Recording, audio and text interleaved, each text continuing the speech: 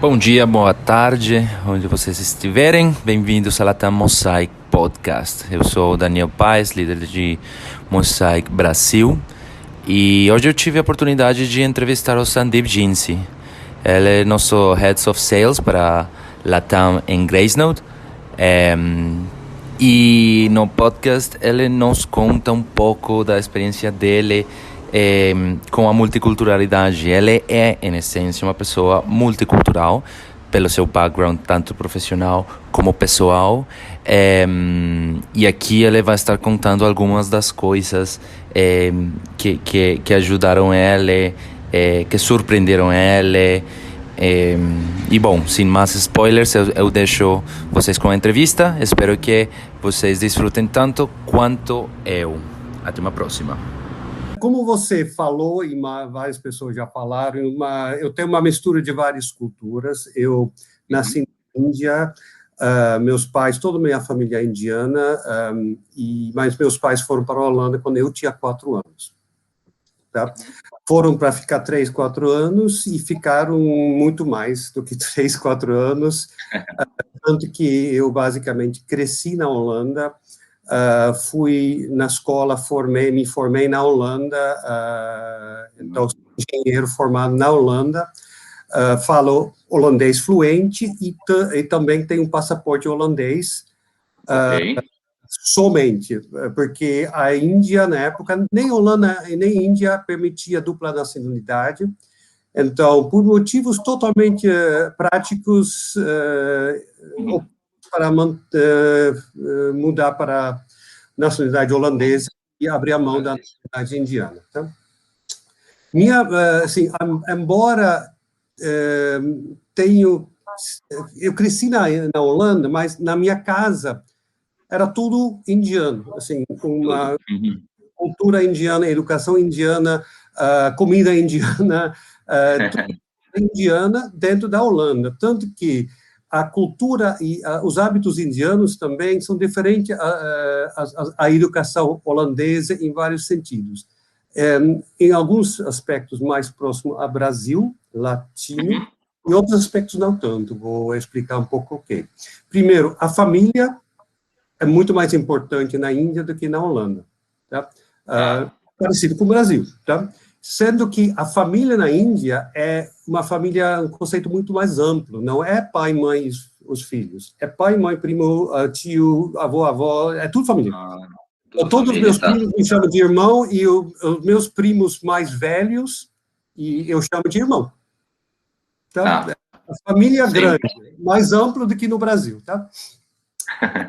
Tempo. Estudar na Índia é hiper importante, que é um pouco diferente à Holanda. A Holanda, e também não sinto isso tanto no Brasil. Ser o melhor da sala, da classe, da turma, é extremamente importante na Índia, na Ásia. Então, eu fui numa escola holandesa, só tinha amigos holandeses, meus amigos voltavam para casa para jogar bola na rua, e eu voltava para casa para fazer dever de casa, porque meus pais me mandavam. Tá? Claro. É diferente, né? Educação diferente. Não sou pessoa frustrada por isso agora, mas na época, quando você tem 10, 12, 14 anos, e você vê bola na rua, e você está fazendo trabalho de casa... Lavando a louça, né? É difícil, é pouco difícil. Claro. Então, aí eu tenho esse background holandês, background indiano, em função disso, tá? E como você chegou no Brasil? Como você chegou no Brasil? Então, vamos lá, tá bom. Vou chegar. Então, quem estuda eletrônica e coisas relacionadas à eletrônica na Holanda vai para a Philips. Tá? Então, eu comecei a trabalhar minha carreira profissional na Philips, que me levou... O primeiro trabalho meu foi nem na Holanda, foi na Alemanha. Então, meu primeiro trabalho foi na Alemanha, fiquei lá não muito tempo, 1 ano e meio, voltei para a Holanda, o projeto, fiquei 6 anos na Holanda, depois fiz um projeto pela Philips nos Estados Unidos por 1 ano, voltei para a Holanda outros 3, 4 anos, e quando me convidaram para ir para o Brasil. Por que me convidaram para ir para o Brasil? Eu já era casado com uma brasileira que eu conheci na Holanda, na Philips. Tá.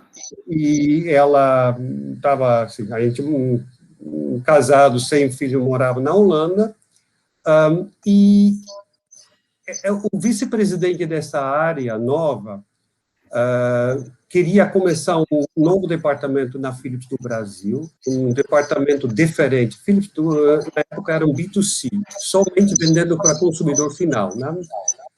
TV, videocassete, etc. E ele queria começar um departamento B2B, vender para a TV Globo e outros. Né? Aí já ele me acompanhou um pouquinho e soube que eu sou casado com brasileira e eu tenho uma noção do Brasil. Assim, mas aí você já tinha vindo, você já conhecia, já tinha vindo? Mas passar Natal. Ah, entendi. Não de conhecer a cultura profundamente, não. Eu falava muito pouco. Na época eu falava um pouquinho. Então, aí ele me convidou para começar o departamento no Brasil, aceitei. E o interessante, a Philips, na época, não sei como é agora, era uma empresa muito boa para trabalhar, uma empresa mãe, te prepara, te faz cursos. Assim, eu fiz, inclusive, eles me fizeram um curso num instituto na Holanda para preparar profissional e pessoal, social, para me preparar para o Brasil. Isso sério? Tipo, uma aula do que é o Brasil? Exatamente, socialmente e profissionalmente falando. Olha, que legal. E isso é para os dois, né? Marido e mulher. E a mulher vai junto, tem que aprender também, tem que se preparar socialmente. Só que minha esposa é brasileira, né? Ela estava mais que preparada para voltar. Então, estava bastante preparada já socialmente. E ela tentou, porque ela trabalhou muito pouco no Brasil. Ela saiu do Brasil e estudou, mas trabalhou pouco. E a gente tentou convencer, porque ela só podia participar como esposa na parte social, não na parte profissional. A gente tentou negociar com o filho, não dá para ela não fazer a parte social, porque não é tão importante, mas sim a parte profissional. A parte profissional, claro. Não dá. Eu lembro muito bem quando a instrutora, uma excelente pessoa, mas holandesa, recebeu os nossos currículos, ela congelou, ela vai ensinar para uma brasileira o que é morar no Brasil. Ela ficou super nervosa. Mas você vê, assim, eu estou falando isso, esse cursinho, foram alguns dias de cursinho. Eles te ensinam, mostram como são os hábitos de abraçar mais, de falar. Sim. São coisas que você, quando você vê, às vezes, você acha que coisa estranha, né? Eu lembro muito bem uma imagem que, e isso acontece direto no Brasil, pré-Covid, né? O homem, não sempre abraça, dá um tapa na barriga de outro homem, né? Sim, é verdade. Ô, Daniel, eu vi aquela imagem, eu sei, que coisa ridícula! Isso. E aí você chega no Brasil, todos os homens fazem isso com os outros homens, um tapinha na barriga. Tapinha na barriga, nossa senhora, é verdade. Então, mas ok, então foi isto, mudamos para o Brasil, e eu conheci um pouco o Brasil já de Natal, mas Natal é festa com o sogro, comer, beber, comer, assim. Então, você chega no Brasil, com uma certa preparação, eu falava um português muito mais ou menos, mais para menos do que mais, mas aprendi. Tá? E o que me chamou a atenção? Primeiro, vamos lá, a parte social. Tá? Como falei, primeiro, tem coisas muito parecidas com a Índia.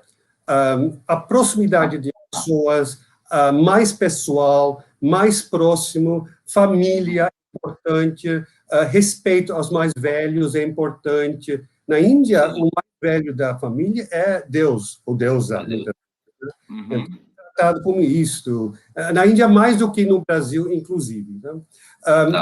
Você Na Índia, você tem muito mais aquele jeito mais flexível de fazer coisas do que na Holanda, na Europa. Na Europa é tudo by the book, linha reta.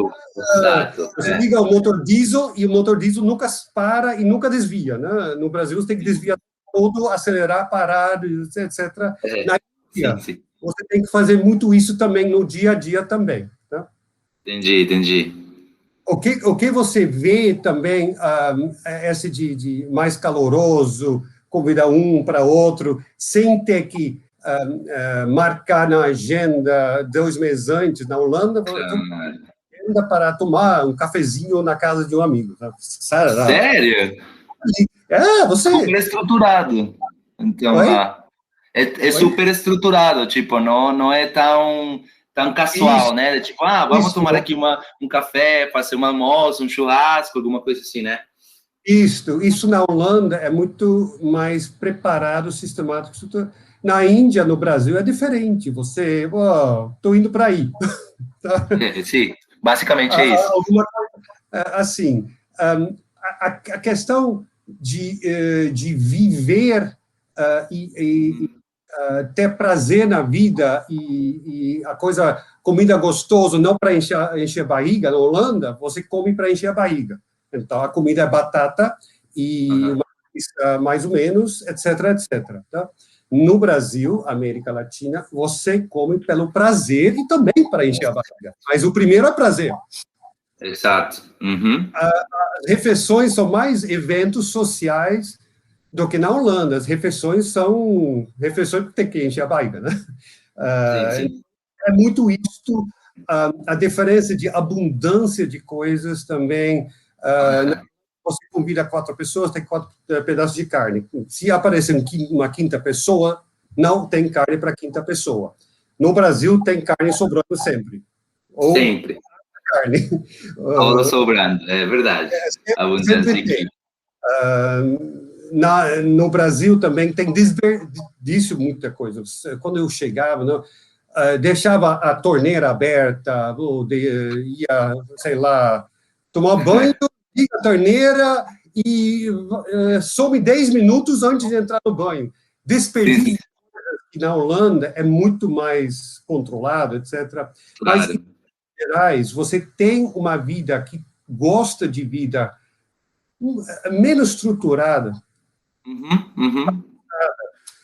mas muito mais prazer, muito mais carinho. O Brasil é muito mais legal do que a Holanda. Uma coisa que a minha esposa tem dificuldade, e ela é brasileira, né? Eu não sou. Vamos questão de não compromisso. Tá? Você dá a palavra para alguém na Holanda, tipicamente é honrado. Tá? Alguém fala sim, é sim. Alguém fala não, é não. Tá? No Brasil, você nunca sabe se a pessoa vai entregar ou vai fazer o que ele falou. Claro. No Brasil, é muito difícil alguém falar sim ou não. Na Holanda, é na cara. Então, isto traz uma eficiência enorme, Daniel. Você fala não quando a coisa não pode ser, não posso te receber amanhã, porque eu estou ocupado, eu estou visitando minha mãe, sei lá, o que da vida, assim, não posso te receber. Assim, é chato, é duro, não é nice para ouvir, mas é eficiente, você sabe, pô. Não, claro, você sabe que não dá. Não dá, você faz plano B. No Brasil, vamos ver, ou não responde, eu vou ver com meu marido, se dá, blá, blá, blá, blá, blá, blá. Eu te confirmo. Oi? Eu te confirmo, vou te confirmar, me dá um minutinho, eu te confirmo se dá, se não dá. Esse minutinho vira 1 dia, 2 dias, e você não faz plano nenhum. Você não faz plano B, porque você não sabe se o plano A pode acontecer. E minha esposa se irrita muito com isso. Tá? Na Holanda, cara, assim, não, amanhã não podemos comer pizza. Ok, claro, ponto. Ponto, é isso. Aí você faz outro plano, chama outro amigo, sei lá, não vai comer pizza? Não, no Brasil, me dá 1 minuto, eu te respondo já em uma meia hora, aí eu não faz nada, fica travado. Então, esse tipo de coisas são difíceis a ajustar. Eu me ajusto mais do que a minha esposa, que é brasileira, lembra, né? que não vai dar, que não é fim do mundo. Então, você vê tudo isto, a parte social. Agora, a parte profissional, eu tinha muita dificuldade no início, com muita coisa. Primeiro, eu não falava o português o suficiente para ter jogo de cintura adequado, para poder falar de coisas mais suaves, as coisas. Porque, de novo, tanto na vida social quanto na vida profissional, na Holanda você pode ser mais direto. Fala direto, não. Sim, não. Não fazer uma história bonita e falar, sem usar a palavra não, falar Sim. Não. Aqui no Brasil, você não fala não tão facilmente, tá? Mas você faz o contexto. Eu não dominava a língua suficiente para criar a língua, para falar de forma suave, sutil, ou não. Além disso, fiquei com a cabeça de não, falar não. Quando eu cheguei, eu te falo, se eu tivesse sido mandado por um vice-presidente como expatriado para o Brasil, se eu tivesse sido um local contratado no Brasil, já seria mandado embora logo nos primeiros 3 meses. De um jeito hollandês, e direto, não concordo com isso. Eu falava com o vice-presidente, não concordo com isso. Eles olhavam. E não era importante que eu tinha razão, não. Era importante que eu como novinho, um subordinado, falo não para vice-presidente. As duas coisas erradas. Você não fala não, e o jeito que você falou. O jeito que fala, exato. Você pode até sugerir, dar uma visão, mas tem que dar uma, né? Então, eu fiz tudo errado, Daniel. Fiz tudo errado. Eu tinha dificuldade enorme com as hierarquias exageradas no Brasil. Na Holanda não tem hierarquia. Às vezes tem hierarquia nas empresas. Mas eles delegam mais. Eles te mais empowerment. Você pode decidir mais usando bom senso, obviamente tem que mostrar resultado. No Brasil, não, o chefe tem que decidir, mas o chefe não sempre sabe o que é melhor. Então, eu tinha muita dificuldade no início com esse tipo de estrutura organizacional da empresa, que complicou muito. Eu tinha muita dificuldade também com outra coisa, a tremenda ineficiência, que eu achava ineficiência, quando você começa uma reunião com o cliente, primeiro 20 minutos, fala sobre o churrasco, novela da Globo, um monte de coisa, não tem nada a ver com o negócio. Eu me irritava no início. Eu não dizia que era quebrar o gelo, fazer o relacionamento. Não. Aqui nos Estados Unidos, você vai, depois de 1 minuto e meio, to the point. Let's talk business. Claro. São coisas que eu tinha que aprender e tinha que começar a marcar minha agenda de forma diferente. Antigamente, marcava múltiplas reuniões, porque achava que em meia hora dá para discutir todos os temas. Não. Os primeiros 15, 20 minutos da meia hora para falar sobre bobagem, sobre o fim de semana. Aí você tem 10 minutos para falar. Aí comecei a fazer a reunião mais longa, né? Mas aí você tem, se você só deixa 10 minutos, aí você tem que ser super eficiente, né? Para talk business em 10 minutos, porque não dá, nos primeiros 15 é mais social, né? Mas você aprende, assim, faz parte da forma de trabalhar. Você não pode ir diretamente ao ponto. Você tem... E um pouco da Latinoamérica, você não acha? Oi? Tipo, no Brasil é forte, mas eu acho que também é um tema um pouco Latinoamérica, né? Correto, Com o colombiano, com o argentino, geralmente também é parecida, de começar falando, e aí, fim da semana, que foi, não sei o quê, o jogo, e aí, com os esportes, como foi? Você gosta de futebol? Totalmente, é latino. É latino. Sim. Faz parte. Você pode tentar mudar isto, que não é possível, ou você se adapta. Ponto. Se adapta, ponto. E outra coisa que continua tendo dificuldade.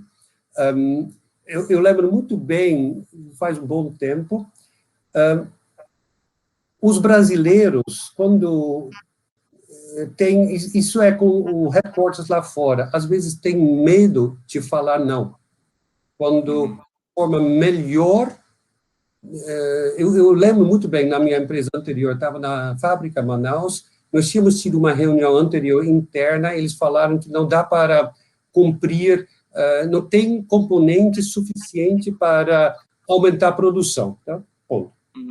Aí, logo depois, tivemos com o VP lá fora, na França, etc, etc. Dá para aumentar em 20% a produção? A resposta do gerente geral da fábrica, vamos ver. Eu falei para o Wilson depois, mas vamos ver, você falou que não tem componentes. Não tem componentes, então sem componentes você produz. Mas por que você falou que não tem componente e não dá para produzir? Mas fica chato. Fica chato. Parece que... Então, Wilson, é o seguinte, a parte chata vai ser você sabendo que você não vai conseguir fazer isto e lá fora contando que talvez tenha a possibilidade de fazer e depois você fala, em cima da hora não dá. Aí não tem tempo para nada. Então, isto às vezes tem que ser aberto, transparente, honesto, de forma correta. E outra coisa, aquele compromisso. Você falou que vai entregar seu trabalho quarta-feira às 17h. É difícil muitos brasileiros, ou latinos, inclusive, cumprirem. É muito difícil. Não entendem que o próximo depende do seu trabalho. O próximo fica parado porque você não entregou alguma coisa, né? E eu sei que muitas vezes tem essa questão de não conseguir, porque você também depende do anterior. Se o anterior não te entrega para o próximo, né? E a cadeia para. Então, esse tipo de coisas causam ineficiências e que criam mais trabalho desnecessário. E eu lembro também que na Philips, o pessoal reclamava, filho do Brasil, esses holandeses vão para casa às 5h, 5h, e a gente fica aqui ralando até as 8h, 9h. Mas vou te falar o seguinte, eles são bem mais eficientes nas 8 horas trabalhadas, tá? Do que aqui. Depois de você tem amizade suficiente para falar isso, porque no início não pode falar, porque eles matam para o inferno. Mas esse tipo de coisa, primeiro, o chefe delega, você toma decisões sem precisar esperar o chefe decidir. Segundo, falar sim, não no momento certo. Terceiro, entregar o que você prometeu entregar. Aí você faz 8 horas, o que muitos latinos levam 11, 10, 12. Claro. Não, super claro, Sandeep. Eu queria já para fechar, que estamos chegando aqui sobre a hora, bom, achei muito interessante toda a sua história, tomara que no futuro a gente tenha um pouquinho mais de tempo para fazer alguma outra conversa desse estilo. E o último ponto que eu queria perguntar para você, assim, para fechar, o que você sugeriria para alguém que está pensando, tipo, mudar de país, seja para o país que for, né? Mudar de país e se inserir em uma cultura diferente para, por exemplo, ir a trabalhar? Primeiro, excelente ideia, qualquer que seja o país para ir. Porque a melhor coisa que pode acontecer com você, para a sua experiência como pessoa mais completa, é sair do seu país e trabalhar e viver em outro país. Você pode adorar, detestar ou não, mas uma experiência que vai te fazer... Mas vai crescer de qualquer jeito, né? Mais rico de qualquer jeito, detestando, adorando, primeiro. E segunda coisa, adapta-se ao país, aprenda os hábitos, a cultura do país. Se você se adaptar, quanto mais fácil vai ser a vida, quanto mais vai gostar disso. Estuda, eu tive o desde até aquele curso... Introdução ao Brasil. Além disso, já conheci um pouco o Brasil, mas prepara, estuda e tenta se adaptar. Eu vejo muito, não sei se você tem muito contato com americanos indo para o Brasil, e esse é um grupo difícil, porque eles continuam pensando no jeito americano deles, o inglês, tudo bem, americano tem dificuldade de aprender qualquer outra língua, e você vê claramente eles se dividem menos, eles se integram menos no Brasil. Sim. E tenta assim, é sempre conveniente procurar morar onde tem seus conterrâneos, ou pessoas do seu país morar próximo. Aí, mas você entra numa ilha. Exato, uma borbulha, né? Uma ilha americana, uma ilha holandesa. Mas, assim, a melhor coisa entra na cultura. Na cultura, sempre pela cultura. Tá bom. Não, perfeito, super claro. Queria te agradecer de novo, então, pelo espaço. Muito interessante. Você tem várias histórias aí para compartilhar conosco. E, bom, obrigado de novo pelo tempo. De nada. Good luck, sir. Boa semana. Igualmente para você, Sandeep. Obrigado. Tchau, tchau. Tchau, tchau.